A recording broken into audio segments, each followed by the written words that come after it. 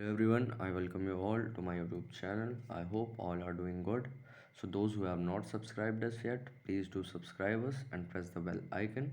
ये कॉन्सेप्ट पढ़ने से पहले अगर किसी ने मेंस रिया वाला वीडियो नहीं देखा है तो उसे जाकर देखिए, ये कॉन्सेप्ट और अच्छे से समझ में आएगा। तो चलिए, today will see the difference between malum in se and मैलम प्रोहिबिटम। ये दोनों ये टर्म्स का मतलब क्या होता है आज हम देखेंगे। तो मैलम इन से is a Latin phrase which means wrong और evil in itself.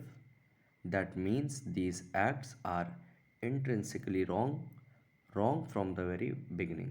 इसका मतलब होता है कि स्टैचूट इन्हें गलत डिक्लेयर करे या ना करे, ये अपने आप में ही गलत होते हैं और एकदम इनिशियल से ही गलत होते हैं, मतलब फ्रॉम द वेरी बिगनिंग। तो इसके एग्जाम्पल्स क्या होते हैं? इसके एग्जाम्पल्स होते हैं वो सारे एक्ट्स जो सोसाइटी के लिए हार्मफुल हैं, इंडिविजुअल के लिए हार्मफुल हैं और एकदम शुरुआत से ही गलत हैं, जैसे कि robbery, rape, murder, theft, assault, vandalism, trespassing, child abuse. ये सब एग्जाम्पल हैं मैलम इन से के। अब हम दूसरा टर्म देखेंगे, मैलम प्रोहिबिटम। तो मैलम प्रोहिबिटम क्या है? ये भी एक लैटिन टर्म है, लैटिन फ्रेज है। इसका मतलब क्या होता है कि ये रॉन्ग है क्योंकि स्टैचूट ने इसे डिक्लेयर किया है कि ये रॉन्ग है। Malum prohibitum is a Latin phrase which means it is wrong only because it is prohibited by law. अगर लॉ ने प्रोहिबिट नहीं किया होता तो ये गलत नहीं होता। इसका मतलब होता है the acts were innocent but made punishable by statute. तो इसका मतलब क्या है कि लॉ ने इन्हें गलत किया है इसलिए गलत है, ये इंसेप्शन से गलत नहीं होते हैं। प्रोहिबिटेड हैं इसलिए गलत है, लॉ ने इन्हें प्रोहिबिट किया है इसलिए ये गलत है। तो इसके क्या एग्जाम्पल्स हैं?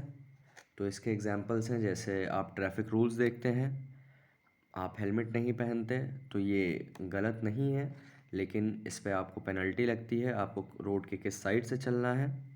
ये सब इसके एग्जाम्पल्स हैं। वाइट कॉलर क्राइम्स भी इसका एक एग्जाम्पल है। और आप इसके एग्जाम्पल में कंसिडर कर सकते हैं gambling, speeding, public intoxication, prostitution. तो ये डिफरेंस था मैलम इन से और मैलम प्रोहिबिटम का। होप आपको क्लियर होगा। अच्छा, इसमें मेंस रिया के रेफरेंस में क्या है कि इन केस ऑफ मैलम इन से person can be convicted even in absence of mains रिया। मतलब मैलम इन से जो शुरुआत से ही गलत होते हैं, इसमें मेंस रिया फॉर्म होने की ज़रूरत नहीं है। और हम यहाँ पर ये नहीं देखेंगे कि अगर किसी को कन्विक्ट करना है तो मेंस रिया फॉर्म हुआ या नहीं हुआ। Whereas in case of malum prohibitum there can be no conviction in absence of mens rea। तो यहाँ पर नेसेसरी कंडीशन है कि mens rea must be present to convict a person under this। तो होप आपको डिफरेंस क्लियर हो गया होगा।